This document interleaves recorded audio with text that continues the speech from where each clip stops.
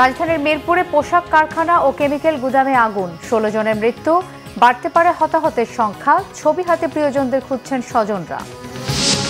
PR পদ্ধতিতে নির্বাচনের দাবিতে কিছু দলের আন্দোলন গ্রহণযোগ্য নয়।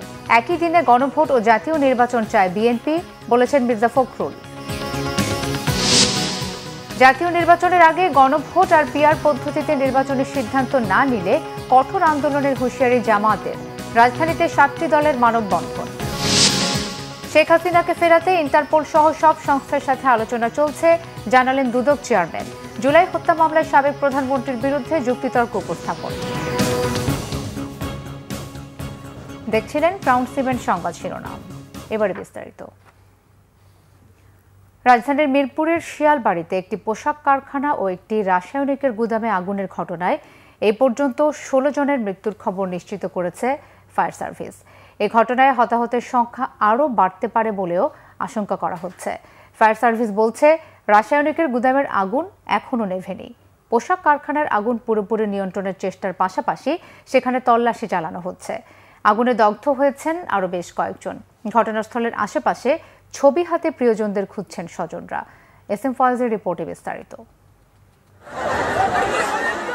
রাজধানীর রূপনগরে ভয়াবহ আগুনে পোশাক শ্রমিকদের মৃত্যুতে সময়ের সঙ্গে বাড়ছে উদ্বেগ, বাড়তে পারে হতাহতের সংখ্যা। নিখোঁজদের খোঁজে ঘটনাস্থল ও বিভিন্ন হাসপাতালে ছুটাছুটি করছেন স্বজনরা। অনেকে আবার নিখোঁজ স্বজনদের ছবি হাতে কান্নায় ভেঙে পড়ছেন। অগ্নিকাণ্ডে হতাহত ও নিখোঁজদের স্বজনদের আহাজারিতে ভারী হয়ে উঠছে আশপাশের এলাকা। রাকিব বাইরে দুইরা খাইতে মিললা, রাকিব কই গেছে অনেক রিস্কা দিতে আর পাইলাম। যে অবস্থা অনেক মানুষ মজা গেছে, অনেক মানুষ অনেক কথা কইতে আছে। আমি কান্নাকাটি করতেছি, আমার ছেলে অফিসে গেছে, অফিসে থেকে এখনো বের হইলো না। বেলা কয়টা বাজে, 2টা 3টা বাজে যেতেছে, লাঞ্চ বাজে যায় না। আমার ছেলেরা খুঁজছেন না, আমি ফোন দিছি, আমি যাবো, তুমি কই আছো? বাবা আমি ফিটের ভিতরে আছি, কিন্তু বাড়িতে পারতাছি না, আগুনের জ্বালা। সকালবেলার মাইয়া আইছিল অফিসে, এরপরে 11টা বাজে এই যে আগুন লাগছে। পরে গেট উপরে নিচতলা আগুন লাগছে। পরে সুপারভাইজারে কয় তোমরা সবাই উপরে উঠে, উপরে আগুন যাইবো না, সব ডিরে নিয়ে মেন গেটে তালা মেরে দিছি। অনুমোদনহীন কেমিক্যাল গোডাউনের আগুনে ঝরছে তরতাজা প্রাণ। প্রত্যক্ষদর্শীদের বর্ণনায় উঠে আসে আগুনের ভয়াবহতা। একটা কেমিক্যাল ফ্যাক্টরিতে একটা ছোট ধরনের আগুন ধরে গেছে। ধরার পরে ওয়ার্কার সম্পূর্ণ যা ছিল ছুটে দিচ্ছে। এই পুরো রূপনগর আবাসিক এলাকার সম্পূর্ণ ফ্যাক্টরি ছুটি হয়ে গেছে। আমরা জানলা খুলে দেখি যে বিল্ডিং এ আগুন লাগছে, ধোঁয়া উঠতেছে। এরপরে আমরা সবাই তো আস্তে জানাজানি হলো, পরে আমরা সিঁড়িদের সবাই নামে আসলাম। অনেক দৌড়াদৌড়ি করতে হবে, তারপরে আমরা জানলার পাশে চাই দিই, ওই জায়গায় ব্রাস্ট হয়ে আগুনটাতে কেমিক্যাল আছে। ওই গোডাউন থেকে গড়েই প্রথম হলো যে ব্রাস্ট হয়ে গেছে, ব্রাস্ট হয়ে যে আগুনটা ছড়ায় গেছে। এই যে এখানে এত বড় গোডাউন কেমিক্যালের, এটা আসলে সত্যি আমরাও জানি না। রাত্রে বেলা আসছে মাল, ভিতরে গোডাউন ঢুকেছে, আমরা তো আর জানি না। আমরা তো প্রযুক্তির মাধ্যমে রাসায়নিক গুদামের আগুন নিয়ন্ত্রণের চেষ্টা চলছে। তদন্ত শেষে বলা যাবে ক্ষয়ক্ষতির পরিমাণ, জানিয়েছে ফায়ার সার্ভিস। প্রথম দিকে আমরা আসার আগেও বোধহয় ভুল করে অনেকে পানি দিয়ে ফেলেছিল ওই কেমিক্যাল গোডাউনে, যার কারণে প্রচণ্ড রিয়াকশন হয়েছে। আর আপনারা দেখে থাকবেন যে এখানে ধোঁয়াতে আমরা ধারণা করছি বিষাক্ত ধোঁয়া, এই জন্য আমরা বলেছি হেলথ হ্যাজার্ড, এখানে কাউকে থাকা যাবে না। আমরা সার্চিং করছি, বাট আপাতত মনে হচ্ছে এটার অনুমোদন হয়তো নাই, তবে আমরা সার্চিং করে দেখতে হবে, জানতে হবে। ঘটনাস্থল ঘিরে রেখেছে ফায়ার সার্ভিস, পুলিশ, র্যাব ও সেনাবাহিনীর সদস্যরা। কাউকে ভেতরে ঢুকতে দেওয়া হচ্ছে না। তারপরও ওই ভবনের আশপাশে ভিড় করছে উৎসুক জনতা। SM Foyez, Bangla Vision, Dhaka. দর্শক, এই মুহূর্তে মিরপুরে আছেন আমাদের বিশেষ প্রতিনিধি জিয়া খান, সরাসরি যুক্ত হচ্ছে তার সাথে। জিয়া, অগ্নিকাণ্ডের সবশেষ অবস্থা আমাদের জানাবেন।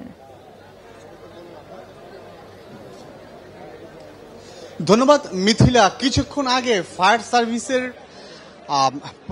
পরিচালক operations lieutenant colonel Tajul Islam যেমনটি বলছিলেন যে এখন পর্যন্ত তাদের কাছে যে তথ্য, লাশের সংখ্যা 16 এবং আহতর যে তথ্য তার কাছে, তিনি বলেছেন যে একজনের মতো আহতের তথ্য তার কাছে রয়েছে। তবে এই যে 16টি লাশের সংখ্যা তিনি আমাদেরকে জানিয়েছেন, সেটা কিন্তু গার্মেন্টসের যে অংশ সেখান থেকে পাওয়ার খবর তিনি বলেছেন। এবং আমার পিছনে যে জায়গাটি মিছিল আপনার মাধ্যমে দর্শকরা দেখতে পাচ্ছে, যে জায়গাটিতে এখনো আগুন জ্বলছে, ফায়ার সার্ভিস কিন্তু আগুন নিয়ন্ত্রণের যে অর্থাৎ গার্মেন্টসের পর্ষণের যে আগুন, সেটা আগুন নিয়ন্ত্রণের তথ্য তারা দিয়েছেন। তবে এখানে আরেকটা বিষয় রয়েছে যে কেমিক্যালের যে অংশ, সেই অংশটি কিন্তু আগুন এখনো নিয়ন্ত্রণ করতে তারা পারেননি এবং সেখানে তারা আগুন নিয়ন্ত্রণের জন্য এখনো চেষ্টা করে যাচ্ছেন। কুণ্ডুলি পাকিয়ে ধোঁয়া কিন্তু বের হচ্ছে, এখনো বের হচ্ছে এবং সেখানকার অর্থাৎ কেমিক্যালের যে গোডাউন যেখানে রয়েছে সেখানকার যে কি পরিস্থিতি সেটা কিন্তু তারা আমাদেরকে নিশ্চিত করতে পারেননি। তবে কেমিক্যালের গোডাউন এবং গার্মেন্টস যে জায়গাটিতে রয়েছে এবং দুটোরই কিন্তু লাইসেন্স এবং ফায়ারের যে কাগজপত্র সেগুলো নিয়ে কিন্তু তারা সন্দেহ জানিয়েছেন ফায়ার কর্তৃপক্ষ। এছাড়া তাজুল ইসলাম কিছুক্ষণ আগে যেটা বললেন যে প্রত্যেকের মৃত্যু হয়েছে বিষাক্ত গ্যাসের কারণে, অর্থাৎ যে 3 তলা যে টিনশেড যে ভবনটি, সেটিতে তারা যখন অগ্নিকাণ্ডের ঘটনা ঘটে তারা বের হওয়ার জন্য উপর দিকে চলে গিয়েছিলেন, কিন্তু নিচে যেহেতু আগুন ছিল তারা নিচের দিকে নামতে পারেননি এবং বিষাক্ত গ্যাসে তাদের মৃত্যু হয়েছে বলে প্রাথমিকভাবে তিনি আমাদেরকে জানিয়েছেন। তো বাকিটা হয়তো এই লাশগুলো কিছুক্ষণ আগে ঢাকা মেডিকেল কলেজ হাসপাতালে নিয়ে যাওয়া হয়েছে, তারপর সেখানে পোস্টমর্টম হবে, সেখান থেকে হয়তো আমরা পূর্ণাঙ্গ চিত্র আপনার মাধ্যমে দর্শকদের জানিয়ে দিতে পারবো। তবে এখন যে ঘটনাস্থল, সেখানে আইন শৃঙ্খলা বাহিনীর সকল ধরনের উইংই এখানে রয়েছেন, তারা কাজ করছেন এবং ফায়ার সার্ভিস বিশেষ করে তারা যে ফায়ার ফাইটার রয়েছেন তারা আগুন নির্বাপনের এখনো চেষ্টা করে যাচ্ছেন এবং সম্পূর্ণ আগুন নিয়ন্ত্রণে আনতে কতটুকু সময় লাগবে সেটা তারা এখনো আমাদেরকে নিশ্চিত করে বলতে পারেননি। তবে হয়তো কিছুক্ষণ পরে তারা আপডেট তথ্য দিবেন। সেসব তথ্য পাওয়ার পর মিথিলা আপনার মাধ্যমে আমরা দর্শকদের এই রূপনগরে অগ্নিকাণ্ড সম্পর্কে সবশেষ খবর জানিয়ে দিব। জি, আপনাকে ধন্যবাদ। বিএনপি মহাসচিব মির্জা ফখরুল ইসলাম আলমগীর বলেছেন, আগামী নির্বাচনের উপর দেশের অর্থনীতি ও রাজনীতি নির্ভর করছে। স্বৈরাচারের আমলে সামগ্রিকভাবে বিএনপির নেতাকর্মীরা সবচেয়ে নির্যাতিত হয়েছেন বলে মন্তব্য করেন তিনি। মির্জা ফখরুল বলেন, একই দিনে গণভোট ও জাতীয় নির্বাচন চায় বিএনপি। পিআর পদ্ধতিতে নির্বাচনের দাবিতে কিছু দলের আন্দোলনের সমালোচনাও করেন তিনি। রিপোর্ট করছেন সিকান্দার রেমান। মঙ্গলবার বিকেলে ঠাকুরগাঁ সদর উপজেলা ও রুহিয়া থানা বিএনপির বর্ধিত সভা হয় ঠাকুরগাঁ জেলা শিল্পকলা একাডেমি মিলনায়তনে। এতে প্রধান অতিথির বক্তব্যে মির্জা ফখরুল ইসলাম আলমগীর বলেন, বিএনপির প্রায় 60 লাখ নেতাকর্মীর বিরুদ্ধে মিথ্যা মামলা দেয়া হয়েছিল বিগত দিনে। 20,000 নেতাকর্মীকে হত্যা ও 3 জন এমপি সহ 1700 নেতাকর্মীকে গুমের তথ্য দেন বিএনপি মহাসচিব। এই যে অত্যাচার, এই যে নির্যাতন, আমাদের নেতা দলের তারেক রহমান সাহেব তাকেও মিথ্যা মামলায় জড়িয়ে তার দেশের থেকে তাকে নির্বাসিত করা হয়েছিল, তিনি এখনো দেশে ফিরে আসতে পারেন। আগামী নির্বাচন সেই জন্যই আমাদের কাছে অত্যন্ত গুরুত্বপূর্ণ যে আমরা আবার গণতান্ত্রিক একটা ব্যবস্থায় ফিরে যেতে চাই। আমাদের মানুষ নির্বাচন চায়, তারা এই 15-16 বছর যে ভোট দিতে পারেনি, আবার তারা ভোট দিয়ে তাদের নিজস্ব প্রতিনিধি নির্বাচিত করতে চায়। এ সময় গণভোটের বিষয়েও কথা বলেন মির্জা ফখরুল ইসলাম আলমগীর। দুর্ভাগ্যক্রমে আমাদের যারা সংগ্রাম করেছেন, লড়াই করেছেন, তাদের মধ্যে অনেকেই বিভিন্ন রকম মত পোষণ করছেন, হতেই পারে। তার জন্য সেটাকে লক্ষ্য করে, সেটাকে কেন্দ্র করে আমরা আন্দোলন করার রাস্তায় এটা কোনো মতেই গ্রহণযোগ্য নয়। কারণ যে দাবিগুলো তারা তুলছেন, সেই দাবিগুলো নির্বাচনের পরে যে পার্লামেন্ট করতে হবে, সেই পার্লামেন্টই সিদ্ধান্ত নিতে পারবে। সংস্কার কমিশনে আমরা বলেছি যে একদিনেই নির্বাচন হবে, সেদিনই আমি গণভোটের প্রস্তাবে রাজি হয়েছি। জেলা বিএনপির সভাপতি মির্জা ফয়সাল আমিনের সভাপতিত্বে বর্ধিত সভায় উপস্থিত ছিলেন জেলা বিএনপির সাধারণ সম্পাদক পয়গাম আলী, সদর উপজেলা বিএনপির সভাপতি আব্দুল হামিদ ও পৌর বিএনপির সভাপতি শরীফুল ইসলাম শরীফ সহ বিভিন্ন স্তরের নেতাকর্মীরা। সিকান্দার রেমান, বাংলা ভিশন, ঢাকা। প্রশাসনের নিয়ন্ত্রণ নিয়ে নীল নকশার নির্বাচন আয়োজনের চেষ্টা চলছে বলে অভিযোগ করেছেন জামাতের নায়েবে আমির ডাক্তার সৈয়দ আব্দুল্লাহ মোহাম্মদ তাহের। তিনি বলেন, পিআর পদ্ধতিতে নির্বাচন এবং জাতীয় নির্বাচনের আগে গণভোট আয়োজনের সিদ্ধান্ত না নিলে দাবি আদায়ে কঠোর আন্দোলন হবে। আর ইসলামী আন্দোলনের মুখপাত্র গাজী আতাউর রহমান বলেছেন, একটি দলকে ক্ষমতায় নিতে মেকানিজম করছে নির্বাচন কমিশন। মহিবুল্লাহ মহিবুর রিপোর্টে বিস্তারিত। জাতীয় নির্বাচনের আগে জুলাই সনদ নিয়ে গণভোট আয়োজন এবং পিয়ার পদ্ধতি বাস্তবায়ন সহ 5 দফা দাবিতে ঢাকা মহানগরীতে 7টি রাজনৈতিক দলের মানববন্ধন। মানববন্ধনে বাংলাদেশ জামায়াতে ইসলামীর নায়েবে আমির ডাক্তার সৈয়দ আব্দুল্লাহ মোহাম্মদ তাহের বলেন, বিএনপি ক্ষমতায় যাওয়ার আগেই মানুষ তাদের পদত্যাগ চাইতে শুরু করেছে। শান্তিপূর্ণ আন্দোলনে সরকারের কানে পানি না গেলে কঠোর আন্দোলন ঘোষণার হুঁশিয়ারিও দেন দলটির নেতারা। সরকারের 4-5 উপদেষ্টা একটি বিশেষ দলের পক্ষে সকল নিয়োগকে নিয়ন্ত্রণ করে নতুন করে যদিও নির্দলীয় সরকার প্রশাসনকে একটি দলীয় সরকারে পরিণত করার চেষ্টা করছে। কোন একটি দলের লোককে বিভিন্ন গুরুত্বপূর্ণ সিভিল এবং পুলিশ প্রশাসনে বসিয়ে যেই নীল নকশার নির্বাচন করার ষড়যন্ত্র চলছে, এতে নির্বাচন সুষ্ঠু হওয়ার কোনো লক্ষণ দেখি না। এদিকে মতিঝিলের শাপলা চত্বরে মানববন্ধন করে ইসলামী আন্দোলন বাংলাদেশ। এ সময় দলটির নেতারা বলেন, ফ্যাসিস্টের দোসরদের দিয়ে সুষ্ঠু নির্বাচন সম্ভব নয়। জুলাই সনদের আইনি ভিত্তি না দিলে জুলাই অভ্যুত্থানে অংশ নেওয়া রাজনৈতিক দলগুলোকে সংকটে পড়তে হবে বলেও মনে করেন তারা। জুলাই সনদের আইনি স্বীকৃতির জন্য যে গণভোট, সেই গণভোট নির্বাচনের আগে, জাতীয় নির্বাচনের আগে, জাতীয় নির্বাচনের তফসিল ঘোষণার আগে হতে হবে। এ ব্যাপারে আমরা দেখছি যে নির্বাচন কমিশন তারাও একটি দলের পক্ষে অবস্থান নিয়েছে। জাতীয় নির্বাচনের সঙ্গে গণভোট হওয়ার জন্য না নির্বাচন কমিশন যে পক্ষপাতমূলক বক্তব্য করছে আমরা নিন্দা জানাই। ফ্যাসিবাদী আওয়ামী শাসন আমলের মতো দেশে আর কোনো ভোট আয়োজন করতে দেয়া হবে না বলেও সাফ জানিয়ে দেন মানববন্ধনে অংশ নেয়া নেতারা। মুহিবুল্লাহ মুহিব, বাংলা ভিশন, ঢাকা। একজনকে ফেরত পাঠালে তার পরিবর্তে বাংলাদেশ থেকে 2 জনকে নিতে ইতালির প্রতি অনুরোধ জানিয়েছেন প্রধান উপদেষ্টা ডক্টর মোহাম্মদ ইউনূস। তিনি বলেছেন, প্রবাসীদের রেমিটেন্স ছাড়া গণ অভ্যুত্থান পরবর্তী সরকারের টিকে থাকাই কঠিন হতো। ইতালির রাজধানী রোমে প্রবাসীদের সাথে মতবিনিময় অনুষ্ঠানে ডক্টর ইউনূস এই মন্তব্য করেন। প্রধান উপদেষ্টা জানান, রেমিটেন্সের প্রভাবে তলানিতে থাকা দেশের অর্থনীতি স্বাভাবিক হতে শুরু করেছে। রিপোর্ট সৈয়দ আব্দুল মুহিতের। ইতালির রাজধানী রোম সফরে প্রবাসীদের সাথে মতবিনিময় করেছেন প্রধান উপদেষ্টা ডক্টর মোহাম্মদ ইউনূস। গণ অভ্যুত্থান পরবর্তী বাংলাদেশের গতি নির্ধারণ অর্থনৈতিক চালিকা শক্তি হিসাবে ভূমিকা রাখায় প্রবাসীদের প্রতি কৃতজ্ঞতা প্রকাশ করেন। অভ্যুত্থানের যে সময় আমরা যে সরকার পেলাম, যে অবস্থা পেলাম, এটা লন্ডভন্ড অবস্থা, টাকা পয়সা সব খালি, চলাফেরার কোনো বেতন দেবার উপায় নাই, মানুষের টাকা পরিশোধ করার উপায় নেই, আন্তর্জাতিক পরিশোধ করার উপায় নেই, একদম তলানিতে আমরা। তো বুঝতে পারছিলাম না যে কোথার থেকে আমরা রওনা হব, কোথার থেকে আমরা কাজ করব। তো তখন আমাদের একটা আস্থা আসলো যে আপনাদের রেমিটেন্স, এই রেমিটেন্স না হলে এই সরকার টিকে থাকা বড় মুশকিল হতো, যে কীভাবে এই সরকার চালাবে কী করে। এই আন্তর্জাতিক যে লেনদেনের অবস্থা কাহিল হয়ে গেছিলো। এখন সেটার জন্য আপনাদের কাছে কৃতজ্ঞতা জানাচ্ছি। একদম জোরে একটা হাততালি দিয়ে সবার জায়গায়। তিনি জানান, ইতালিতে প্রবাসীদের ভিসা জটিলতা নিরসনে দেশটির প্রধানমন্ত্রী জর্জা মেলোনিকে অনুরোধ করেছেন। আগামী ডিসেম্বরে মেলোনির বাংলাদেশ সফরকালে বিষয়টি আরও জোরালোভাবে উত্থাপন করা হবে বলে জানান প্রধান উপদেষ্টা। উনিও দুঃখের কথা বলে আমরা খুব সম্মান করি, বাংলাদেশি যারা আছেন তারা ইতালির জন্য অত্যন্ত গুরুত্বপূর্ণ। এটা এমন না যে আমরা তাদের থেকে নিষ্কৃতি পেলে বাঁচি, ওটা আমাদের না, আমরা তাদের রাখতে চাই। এটা সম্বন্ধে পরিষ্কার যে এখন বলছে যে একজন যদি নিয়ে যাও, আমরা একজন নতুন আনবো, একজন ভেজাল লোক নিয়ে অদল বদল করে জিনিসটা পরিষ্কার হয়ে যাক। অর্থাৎ জিনিসটা পরিষ্কার, তাদেরও ইচ্ছা পরিষ্কার, আমরাও চাই যে পরিষ্কার। তো ওখানে একজনের পরিবর্তে একজন হবে না, একজনের পরিবর্তে 2 জন হবে, এগুলো নিয়ে আমরা একটা আলাপ করছি যে কি করা যায়। এটা নিষ্কৃতি, এটার থেকে নিষ্কৃতি পেতে হবে। এটা রোম শহরের উন্নতিতে প্রবাসী বাংলাদেশিদের কঠিন পরিশ্রমের কথাও উল্লেখ করেন প্রধান উপদেষ্টা।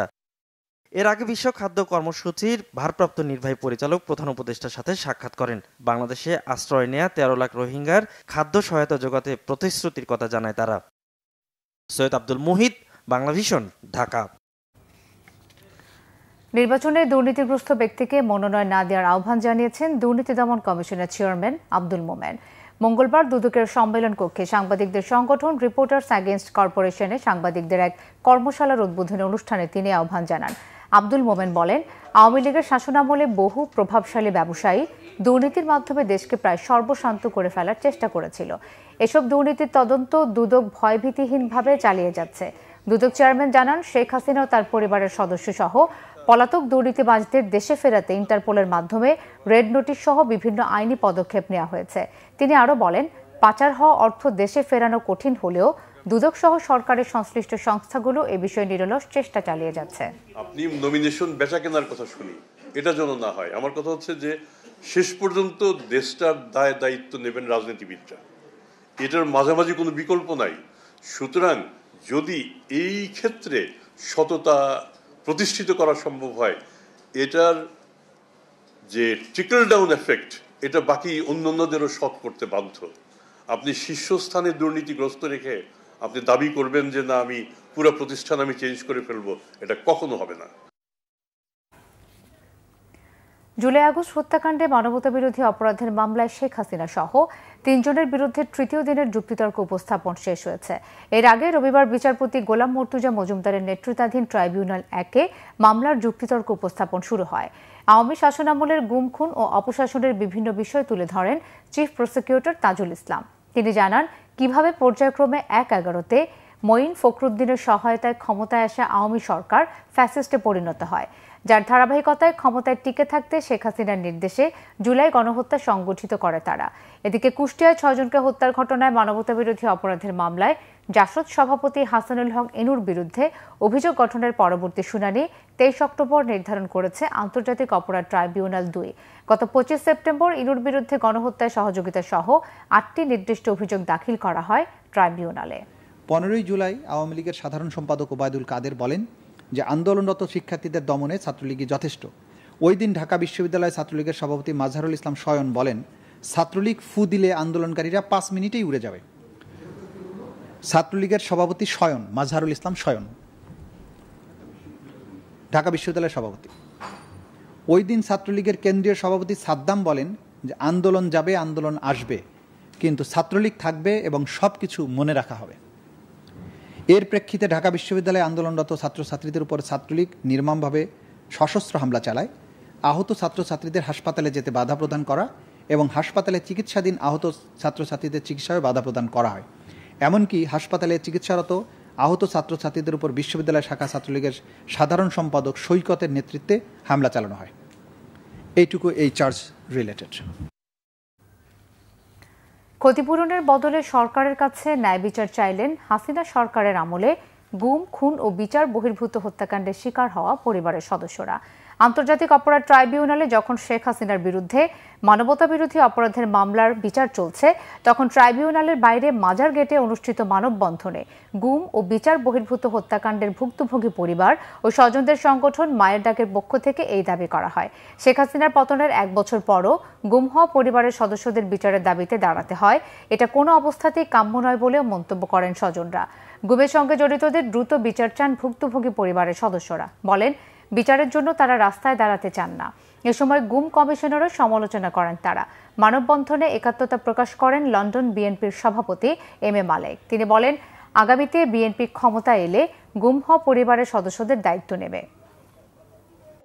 যারা গুম হয়েছে তার পরিবার এবং যারা খুন হয়েছে তাদের সাথে যারা বিশ্বাসঘাতকতা করবে, যে দল যে গোষ্ঠী হোক, তার বিরুদ্ধে আমাদের অবস্থান থাকবে ইনশাআল্লাহ। আমাদের জন্য অত্যন্ত লজ্জার, আমাদেরকে আজকে ওই কথা বলতে আসতে হচ্ছে, আপনাদের কাছে, আপনাদের সামনে আসতে হচ্ছে, এবং আমরা চাই প্রত্যেকটা পরিবার তাদের সন্তানদের সাথে কি হয়েছে সেই সন্ধানটা পাক। এদিকে গুম, খুন সহ মানবতাবিরোধী অপরাধের অভিযোগে আটক সেনা কর্মকর্তাদের সেনা আইনি বিচারের দাবি করেছেন এক্স ফোর্সেস অ্যাসোসিয়েশন নামে একটি সংগঠনের নেতারা। তড়িঘড়ি করে আইসিটি আইন সংশোধন করে বিচার হলে তা প্রশ্নবিদ্ধ হবে বলেও তাদের অভিমত। আটক সেনা কর্মকর্তারা ডিজিএফআই, এনএসআই কিংবা র্যাবে থাকতে অপরাধ করায় তার দায় সে সময় প্রধানমন্ত্রীর বলে দাবি করেন তিনি। আন্তর্জাতিক অপরাধ আইনে সেনা কর্মকর্তাদের বিচার হলে তারা ভবিষ্যতে পার পেয়ে যাবেন বলে দাবি করেছেন এক্স ফোর্সেস অ্যাসোসিয়েশনের নেতারা। ঢাকা রিপোর্টার্স ইউনিটিতে সংবাদ সম্মেলনে সাবেক সেনা কর্মকর্তারা বলেন, আর্জেন্টিনা ও পেরু সহ বিশ্বের বিভিন্ন দেশে সেনা কর্মকর্তাদের সেনা আইনে বিচার হয়েছে। সেনাবাহিনী নিয়ে কোনো গুজব না ছড়ানোর আহ্বান জানান তারা। ৩৫ বছর পর আগামীকাল হতে যাচ্ছে চট্টগ্রাম বিশ্ববিদ্যালয় কেন্দ্রীয় ছাত্র সংসদ চাকসু ও হল সংসদ নির্বাচন। এর মধ্যে প্রচারণা শেষ। ব্যালট পেপারে ওএমআর পদ্ধতিতে হবে ভোট গ্রহণ ও গণনা। সুষ্ঠুভাবে ভোট গ্রহণের সব প্রস্তুতি নিয়েছে নির্বাচন কমিশন। পুরো ক্যাম্পাস জুড়ে নেওয়া হয়েছে 4 ধাপের নিরাপত্তা ব্যবস্থা। চট্টগ্রাম থেকে শাহিদা পিয়ার রিপোর্টে বিস্তারিত। রাত পোহালেই বহুল আকাঙ্ক্ষিত চাকসু নির্বাচন, যে নির্বাচনের জন্য চট্টগ্রাম বিশ্ববিদ্যালয় শিক্ষার্থীদের অপেক্ষা ৩৫ বছরের। সবশেষ ১৯৯০ সালে হয়েছিল চাকসুর ভোট। দীর্ঘ প্রতীক্ষার অবসান ঘটিয়ে বুধবার সকাল ৯টা থেকে শুরু হবে ভোট গ্রহণ, চলবে বিকেল ৪টা পর্যন্ত। এরই মধ্যে সার্বিক প্রস্তুতি শেষ করেছে নির্বাচন কমিশন। 5টি অনুষদে হবে ভোট কেন্দ্র। প্রতিটি কেন্দ্রে 12টি করে মোট 60টি ভোট কক্ষ থাকবে। নির্বাচন ঘিরে ক্যাম্পাস জুড়ে থাকছে 4 ধাপের নিরাপত্তা ব্যবস্থা। ভোট গ্রহণে স্বচ্ছতা নিশ্চিতে বিশ্ববিদ্যালয় প্রশাসন ভোট গ্রহণ ও গণনা প্রক্রিয়া সরাসরি দেখাবে ক্যাম্পাস জুড়ে স্থাপন করা 14টি বড় এলইডি স্ক্রিনে। জাল ভোট রোধে ভোটার তালিকায় থাকছে শিক্ষার্থীদের ছবি। 40টা ভোট দিতে গড়ে যে সময় লাগে তার থেকে অতিরিক্ত সময় ধরে গোপন কক্ষ তৈরি করেছি। ছবিযুক্ত ভোটার তালিকা, স্বচ্ছ ভোটের বাক্স এবং ব্যালট পেপার, গোপন কক্ষ, এভরিথিং রেডি। আর একটা জিনিস আমরা যোগ করেছি, সেটি হলো আমাদের শিক্ষার্থীদের কোনো ধরনের কনফিউশন যেন না থাকে। আমরা প্রতিটি কক্ষে সিসি ক্যামেরা লাগিয়েছি এবং সেটি দৃশ্যমান থাকবে কেন্দ্রের বাইরে থেকে। এদিকে সুষ্ঠু নির্বাচনের প্রত্যাশা জানিয়ে ভোটাররা বলছেন প্যানেল নয়, ভোট দেবেন প্রার্থীদের যোগ্যতা বিবেচনায়। আমাদের যে প্রার্থীরা আছে সবাই আর কি মোটামুটি অনেক কোয়ালিটিফুল এবং তারা সিস্টেম বেজ রাজনীতি করে। কেউ ভোট দেওয়া মানে বাকি থাকবে না, ভোট দিতে আসা। শহর থেকেও সবাই আসবে ভোট দিতে, তারা নিজেদের যোগ্য প্রার্থীকে বাছাই করে নেবে। চাকসুর মাধ্যমে কোনো নির্দিষ্ট দল ক্ষমতায় গিয়ে যেন মানে চাকসুটাকে বিনষ্ট করতে না পারে। তো পরিবেশ আপাতত মূলত আমরা ভালোই দেখতেছি এখানে। চাকসু নির্বাচনে মোট ভোটার ২৭,৫১৬ জন। কেন্দ্রীয় সংসদে ২৬টি পদের বিপরীতে প্রতিদ্বন্দ্বিতা করছেন ৪১৫ জন প্রার্থী এবং হল ও হোস্টেল সংসদে যথাক্রমে ১৪ ও ১০টি পদের বিপরীতে প্রতিদ্বন্দ্বিতা করছেন ৪৯৩ জন। শাহিদা পিয়া, বাংলা ভিশন, চট্টগ্রাম। 3 দফা দাবিতে আন্দোলনরত এমপিওভুক্ত শিক্ষক কর্মচারীদের সচিবালয় অভিমুখে মার্চ আটকে দিয়েছে পুলিশ। আজ মঙ্গলবার বিকেল 4:30টার দিকে হাইকোর্ট মোড়ে পৌঁছালে পুলিশ শিক্ষক কর্মচারীদের বাধা দেয়। কেন্দ্রীয় শহীদ মিনার থেকে মার্চ টু সচিবালয় শুরু করেন এমপিওভুক্ত শিক্ষক কর্মচারীরা। মূল বেতনের 20% হারে বাড়ি ভাড়া ভাতা বৃদ্ধি সহ 3 দফা দাবিতে লাগাতার কর্মসূচি ও দেশব্যাপী কর্মবিরতি পালন করছেন তারা। দাবি আদায় না হওয়া পর্যন্ত আন্দোলন চালিয়ে যাওয়ার হুঁশিয়ারি দেন এমপিওভুক্ত শিক্ষক কর্মচারীরা। এর আগে 3 দফা দাবিতে তৃতীয় দিনের মতো অনির্দিষ্টকালের কর্মবিরতি ও কেন্দ্রীয় শহীদ মিনারে অবস্থান কর্মসূচির পাশাপাশি আজকের মধ্যে প্রজ্ঞাপন জারি না হলে সচিবালয় অভিমুখে পদযাত্রা কর্মসূচি পালনের ঘোষণা দেন তারা। শিক্ষকদের যৌক্তিক দাবি মেনে নেওয়ার জন্য সরকারের প্রতি জোর আবেদন জানান আন্দোলনকারীরা। আকিজ ফুড অ্যান্ড বেভারেজ লিমিটেডের উদ্যোগে রিটেল স্ক্র্যাচ কার্ড প্রোগ্রাম স্বাধীনতা অফার সিজন 2 এর সফল সমাপ্তি হলো। মঙ্গলবার ঢাকার গুলশানে একটি হোটেলে ঢাকা বিভাগের 34 জন বিজয়ীর মধ্যে পুরস্কার দেওয়া হয়। অনুষ্ঠানে আকিজ ফুড অ্যান্ড বেভারেজ লিমিটেডের ঊর্ধ্বতন কর্মকর্তারা বিজয়ীদের হাতে পুরস্কার তুলে দেন। অনুষ্ঠানে বিশেষ অতিথি ছিলেন CEO Syed Zahurul Alam, CMO Mohammad Maidul Islam, senior general manager Mohammad Rezaul Karim. Programme পরিচালনা করেন সিনিয়র ম্যানেজার শেখ মিনহাজ আহমেদ এবং assistant manager Mohammad Ziaul Haque Jisan. Akij food and beverage limited খুচরা ব্যবসায়ীদের জন্য দেশব্যাপী 1 জুলাই থেকে 30 আগস্ট পর্যন্ত 2 মাস ব্যাপী এই প্রোগ্রামের আয়োজন করে। এর আওতায় নির্দিষ্ট পরিমাণ পণ্য ক্রয়ের বিপরীতে খুচরা ব্যবসায়ীরা স্ক্র্যাচ কার্ডের মাধ্যমে বিভিন্ন আকর্ষণীয় পুরস্কার জিতে নেন। পুরস্কারের মধ্যে ছিল শ্রীলঙ্কা ভ্রমণ, 150 CC bike, washing machine, earbud, smart watch, Blender এবং ক্যাশ ডিসকাউন্ট। এই প্রোগ্রামে প্রায় 3 লাখ খুচরা ব্যবসায়ী অংশ নেন। প্রোগ্রামে প্রায় 60,000 ইয়ারবাড, 30,000 স্মার্ট ওয়াচ এবং 20,000 ব্লেন্ডার পুরস্কার বিতরণ করা হয়।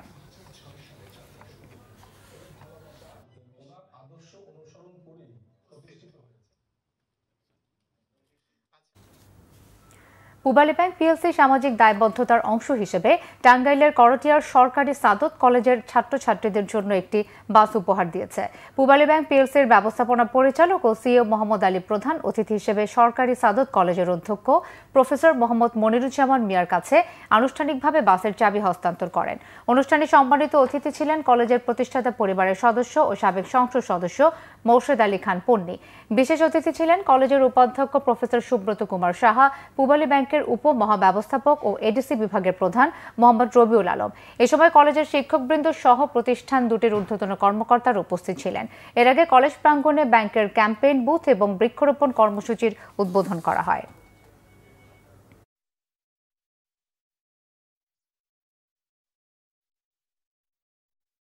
হামাস ইসরায়েল শান্তি পরিকল্পনা চুক্তিতে সই করেছেন মার্কিন প্রেসিডেন্ট ডোনাল্ড ট্রাম্প এবং কাতার, মিশর, সংযুক্ত আরব আমিরাত ও সৌদি আরব সহ বিশ্ব নেতারা।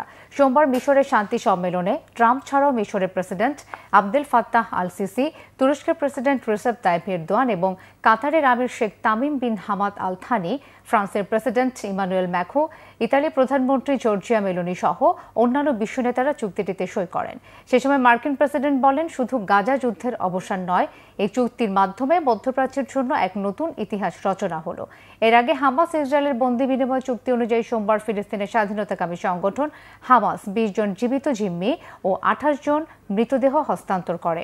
ইসরায়েলও তাদের কারাগার থেকে অন্তত 2000 ফিলিস্তিনি বন্দীকে মুক্তি দেয়। এই ছিল এখনকার মতো। পরের সংবাদটা 10:30। এর আগে 9টায় রয়েছে নিউজ 20। দেখার আমন্ত্রণ রইল। ধন্যবাদ সবাইকে।